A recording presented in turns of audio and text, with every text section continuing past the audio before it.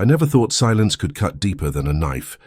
It's heavier than the boxes I hauled into our first home, heavier than the endless nights I worked overtime to keep a roof over their heads. I gave everything, my heart, my hands, my every hope for my kids, my family. But that Father's Day morning, standing in the doorway of their empty rooms, the air thick with the musty smell of a house forgotten, I found something that shattered me. A letter tucked under a pillow, its edges worn like it had been read 1,000 times. I didn't know it then, but those words would unravel everything I believed about love, loyalty, and what it means to be a father. Once, this house echoed with life. I can still see my daughter, Ellie, with her lopsided pigtails tugging at my shirt, begging for one more bedtime story. I was her hero, wasn't I? Or was that just the lie I clung to when the phone stopped ringing, when their visits dwindled to nothing? The silence crept in, louder than their laughter ever was, until it was all I could hear. What did I miss? What piece of myself did I fail to give? Those questions choke me every night. But that letter, it held a secret they kept from me. A truth so raw it feels like a betrayal to even think it, let alone say it aloud. Was it them? Who broke us, or was it me all along? I'm not ready to tell you what it said, not yet. But it's the kind of truth that changes who you are forever. This is my story, broken, real, and still unfolding. If you've ever poured your soul into someone only to face their silence, you'll feel this ache in your bones. Stick with me as I piece together what happened chapter by chapter. Hit that like button if you've ever carried a hurt like this. Share your own story in the comments. Tell me about a silence that changed you. I read every word because I need to know I'm not alone. Subscribe and hit that bell, because this isn't just my truth, it might be yours too. I stood in the doorway of Ellie's old room, clutching a letter that trembled like it was alive. Its edges were soft, frayed from being held too long. Secret worn thin by someone's desperate hands. My hands, now shaking, felt foreign, like they belonged to a man I didn't recognize anymore. The house, tucked in the quiet sprawl of São Paulo's suburbs, was suffocatingly still. A silence that didn't just linger but clawed at my soul, sharp and relentless. Faded Father's Day cards, scrawled with Ellie's childish loops, and Sam's wobbly hearts leaned against the wall, their colors dulled like my memories of their voices. My heart thudded, heavy with a dread I couldn't name. I wanted to rip the letter open, to know, but something held me back, a fear that whatever was inside would break me for good. I traced the letter's creases with my thumb, each fold a line in a story I wasn't ready to read. My fingers hesitated, caught in a tug-of-war between hope and terror. What if it explained why they left? What if it didn't? In my mind I saw Ellie, her lopsided pigtails bouncing as she ran to me after school, her laughter bright as the São Paulo sun. Sam trailed behind, his comic book stuffed in his backpack, begging me to play superheroes. Those days felt like a dream now, one I wasn't sure I'd ever really lived. The living room clock downstairs ticked too loudly, a cruel heartbeat reminding me that time hadn't stopped, even if my world had. I sank onto Ellie's bed, the springs groaning under my weight, and my eyes caught a faint pencil mark on the wall. Her height at 7, scratched with a giggle and a ruler. That girl was gone, and so was Sam, their rooms empty as my chest. My phone pinged, a message from my sister Mariana, her words bright and oblivious. "Come to the churrasco, Manoel. Everyone's asking for you." I couldn't reply. My chest was too tight, like the air itself was pressing me down. The letter in my pocket felt heavier than it should, like a stone carved with truths I wasn't brave enough to face. I shoved it deeper, not ready, and forced myself downstairs. Each step echoed in the hollow house, the air thick with dust and the faint smell of old wood, like the past was rotting around me. Outside, a neighbor's samba music floated over, the fence lively and cruel, a reminder that life was dancing on without me. I stood on the porch, the humid night wrapping around me, and felt the silence inside me grow, a wound that pulsed with every unanswered text, every missed call. This wasn't just a quiet house. It was a quiet in my bones, a hollow ache that grew with every day my kids stayed gone. I knew I had to read that letter, but it felt like opening a grave, one that might bury me alongside the family I'd lost. I wasn't ready, not yet, but the weight of it was pulling me under, and I couldn't ignore it forever. I stood in the kitchen, pouring coffee into Ellie's old mug, the one she painted with lopsided stars at a summer camp in Praia de Forte. The ceramic was chipped, worn from years of my clumsy hands, but holding it felt like holding a piece of her. The house, nestled in São Paulo's quiet Vila Madalena, was a museum of a life I barely recognized. No more kids tumbling over each other for breakfast, no more arguments over who got the last pão de queijo. I kept seeing them in my mind. Ellie and Sam, their laughter bouncing off these walls like a song I couldn't forget.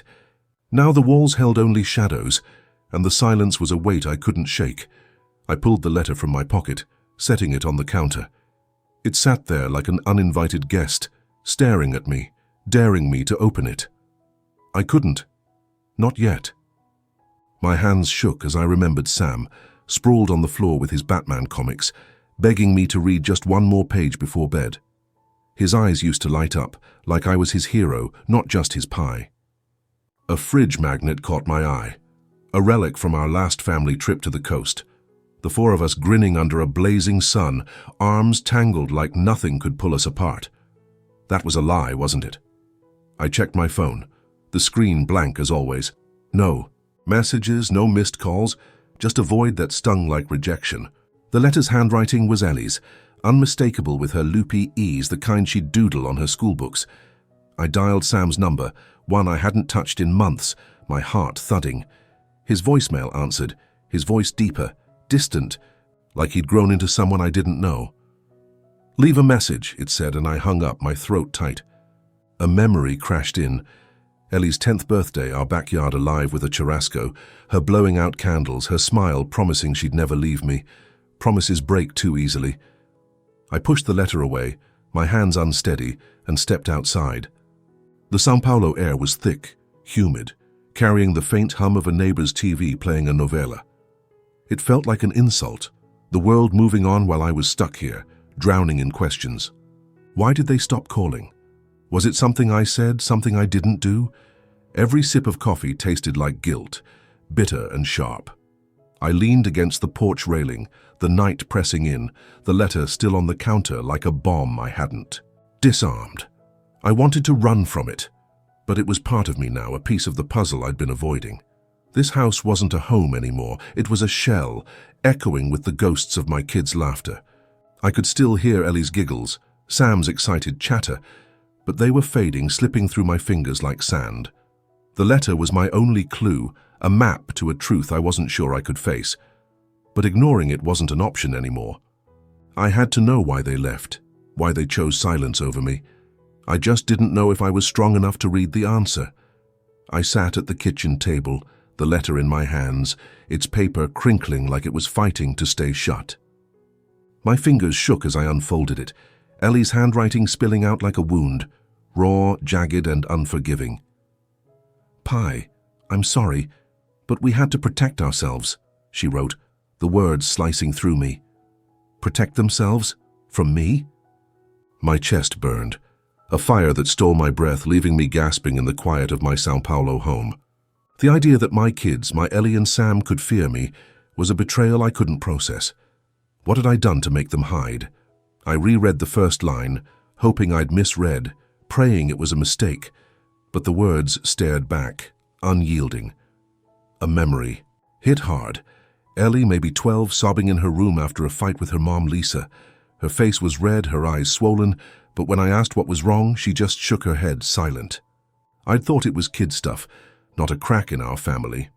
I rummaged through a drawer, desperate for something solid, and found a photo, us at a São Paulo street fair, Ellie and Sam with acarajé-stained grins, me laughing like I had no worries.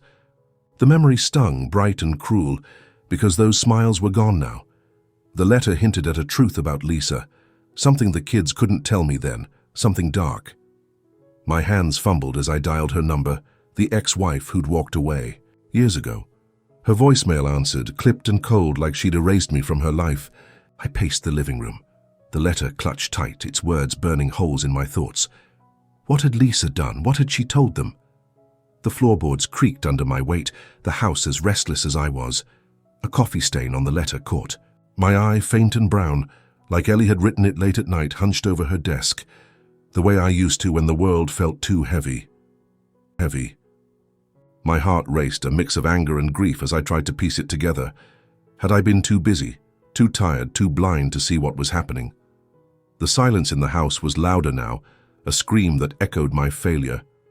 I wanted to call Sam, to beg for answers, but the memory of his last call, his voice distant, guarded, stopped me. I wasn't ready to face another rejection.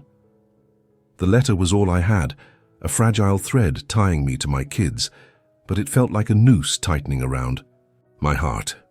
This wasn't just a letter, it was a confession, a wound, a question I couldn't answer. Why would they need to protect themselves from me? What truth was so heavy they couldn't share it? I sank into a chair, the São Paulo night humming outside, the distant pulse of samba mocking my loneliness. I needed to know, but the fear of what I'd find held me back. Have you ever felt like the ones you love most are hiding from you? What's a secret that broke your heart? Share below.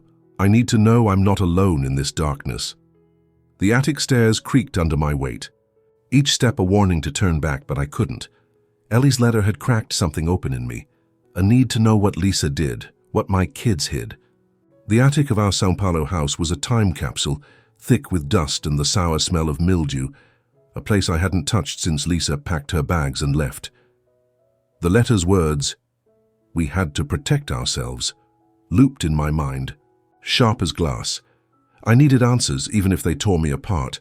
Dust-coated boxes stacked in the corner, labeled in Lisa's neat handwriting, Ellie's dolls, Sam's games, like relics of a family I'd lost.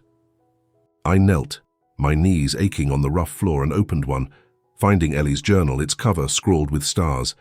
My hands shook as I flipped through it, her words a mix of doodles and secrets. Mum said it would break Pi. I can't tell. Him. Break me? What could be worse than this silence? My heart thudded, heavy with the weight of not knowing. A photo slipped from the journal, landing in the dust. Lisa, smiling, her arm linked with a man I didn't know. The date on the back was a year before our divorce. A betrayal frozen in time.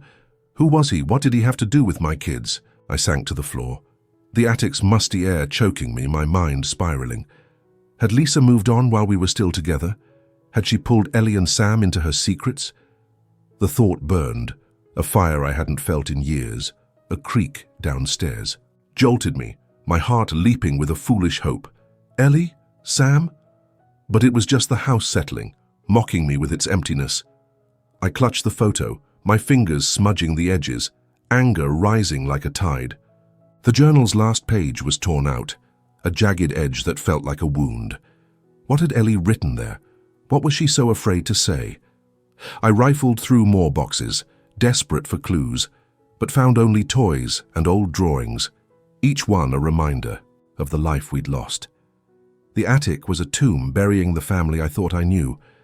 I sat there surrounded by dust and ghosts, the photo and journal in my lap, feeling like I was digging up my own grave.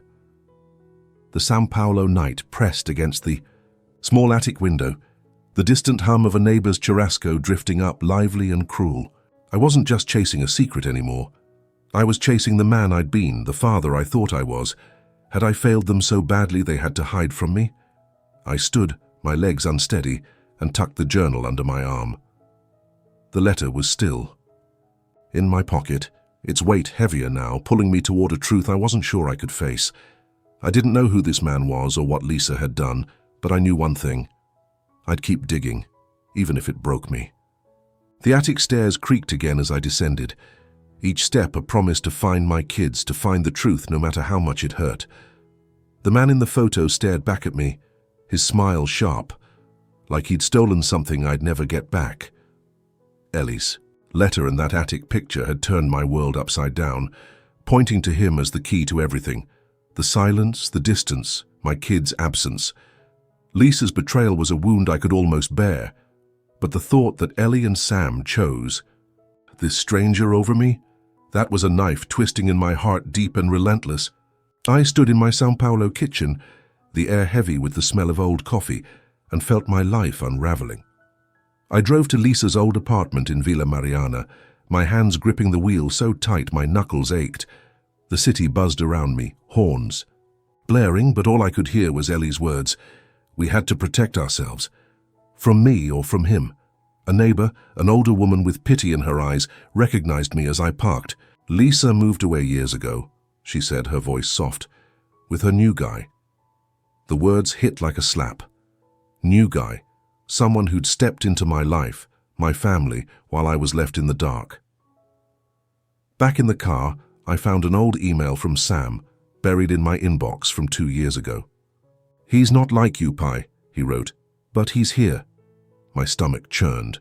This man had taken them camping, played father while I was reduced to a ghost. I sat there, the photo crumpled in my fist, tears burning my eyes for the first time in years. The São Paulo dusk settled outside, the city's hum a cruel reminder that life went on without me. I was nobody to them now, erased by a stranger. Ellie's letter echoed in my mind, her words a puzzle I couldn't solve. Protect themselves from what? I dialed Sam's number again, my voice breaking as I left a voicemail. Sam, it's Pi. Please, just tell me what happened. I didn't expect an answer, but I had to try. Back home, I dug through Ellie's journal again, finding a note tucked in the back. I wish Pi knew what Mom did. My heart stopped. Lisa. It always came back to her, to the secrets she'd woven around my kids. The house was quiet, the kind of quiet that screams loss, the walls holding memories of churrascos and kids' laughter now faded. I stood in the living room, the photo in one hand, the journal in the other, feeling like I was drowning in my own life. What did it feel like to lose your family to someone else, to be erased by the ones you'd die for? I sank onto the couch, the São Paulo night pressing in, a distant samba beat mocking my solitude. I wasn't just a father anymore. I was a man fighting to understand why his kids had turned away. What's it like to lose the ones you love to a stranger? Have you ever felt erased by those you'd give everything for? Tell me below. I'm drowning in this pain, and I need to know I'm not alone. I checked my phone every hour, my eyes burning, praying for Sam's call, but the screen stayed blank, a cold reminder of how far my kids had drifted. The silence in my São Paulo house was no longer just quiet. It was a storm, raging inside me, tearing at the edges of who I was. Ellie's journal sat on the kitchen table, its pages a map to a truth I wasn't sure I could bear.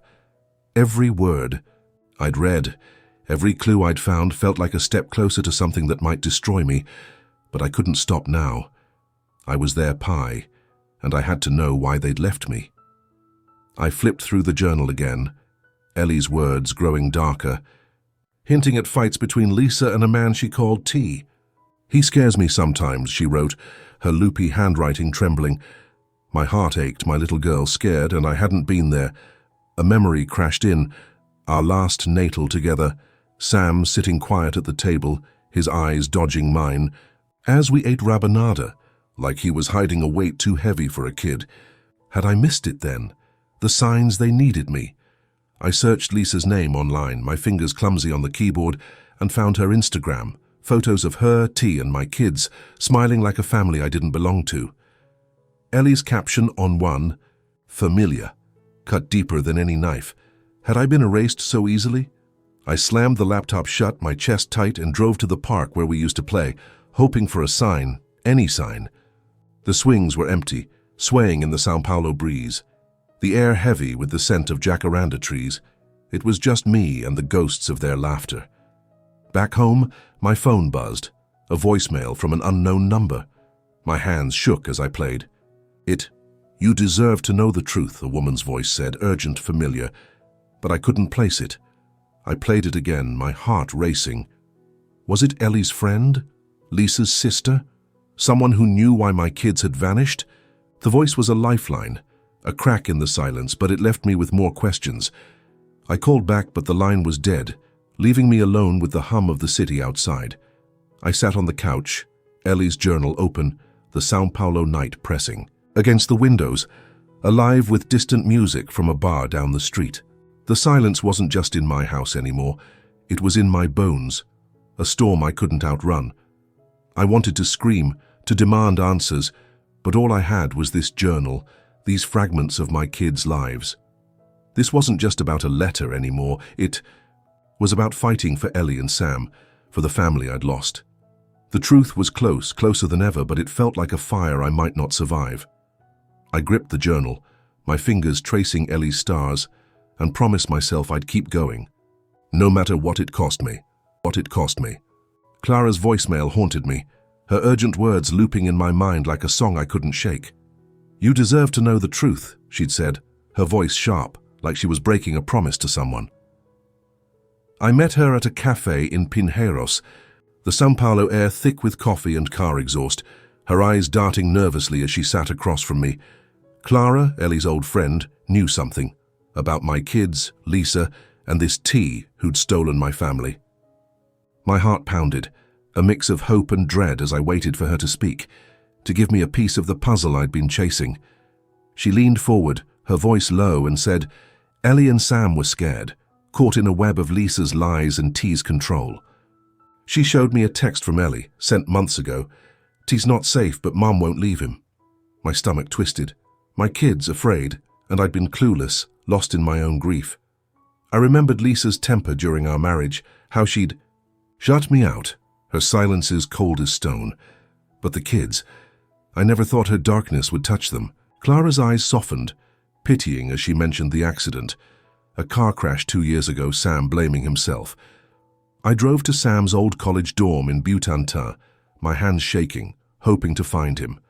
The RA, a bored kid with earbuds, said Sam, had dropped out months ago, his room empty, his life a mystery. Clara had given me a note from Sam, scrawled after the crash. "I caused it, Pi. I can't face you." My heart broke. My boy carrying that guilt, thinking I'd hate him. I'd give anything to hold him, to tell him he was enough. I sat in my car, the São Paulo night buzzing with streetlights and distant samba, the note crumpled in my fist. Clara's warning was a fire burning away the fog I'd lived in. Ellie and Sam weren't just gone. They were trapped, scared, and I'd failed to see it. I remembered our last Natal, Sam's quiet stare as we lit the tree, his silence heavier than I'd realized. Had T been there already, pulling them away? The thought made my blood boil, a rage I hadn't felt in years. I wanted to confront him, to demand answers, but Clara's voice echoed, "Be careful. He's not who you think." The cafe's noise faded as I sat there, the weight of her words sinking in. The São Paulo skyline glittered outside, indifferent to my pain, the city alive while I was unraveling. This wasn't just about a letter or a crash. It was about fighting for my kids, about breaking the chains T had wrapped around them. I gripped Sam's note, my chest tight with love and anger, and knew I couldn't stop now. The truth was out there, sharper than ever, and I'd face it, even if it tore me apart. I wasn't just a father anymore. I was a man fighting to bring his family back from the edge. Clara's words about the accident burned in my mind, a fire I couldn't extinguish. Sam's note, "I caused it, Pi," was a weight I carried as I sat in my São Paulo living room, the silence louder than the city's hum outside. I needed to know what happened that night, the crash that broke my kids and left me in the dark. My hands shook as I opened my laptop, searching for answers. Anything to piece together the truth about my family's unraveling. A news article popped up, dated 2 years ago. A car crash on the marginal Pinheiros, Lisa bruised, Sam treated for shock, and a man named Tomás Ribeiro driving. Tomás. T. His name hit like a punch, his smug face staring from a real estate website I found next, all polished suits and fake smiles. Ellie's journal, still open on the table, described the crash in her shaky handwriting. Sam yelled, T swerved, and I thought we'd die. My heart ached. My kids, terrified, and I wasn't there to save them. I called the hospital listed. In the article, my voice rough, begging for records, but they shut me down. "You're not listed as family," the nurse said, her tone final. Not family? I was their Pi, the one who'd bandaged their scrapes, read them stories. A memory hit. Sam's voice on our last call, shaky, saying, "Pi, I'm okay, just don't ask." I'd let it go then, too tired to push. Now I cursed myself for it. Another note in Ellie's journal, in Sam's scrawl, stopped me cold. I distracted T, it's my fault. My boy carrying that guilt, thinking he'd broken us, my anger surged, not at Sam but at Tomas, who let my son drown in blame. I paced the room, the São Paulo night alive with distant music, maybe a bar playing pagode, mocking my solitude. The crash wasn't just an accident. It was the moment my family slipped through my fingers, the moment Tomas became their world, and I became nothing. I wanted to scream, to tear down the walls holding these secrets. The journal, the article, Sam's note, they were pieces of a puzzle, each one sharper than the last. I sat on the couch, my hands clenched, the city's lights flickering through the window.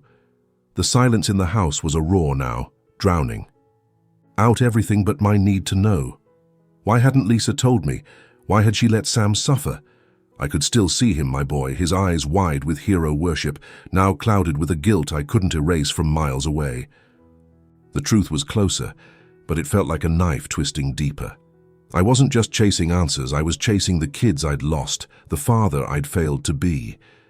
I had to find Tomas, to make him face me, to understand why he'd taken my place, and let my son break. I drove to Tomas's office in Jardines, Ellie's letter and Sam's note burning a hole in my pocket.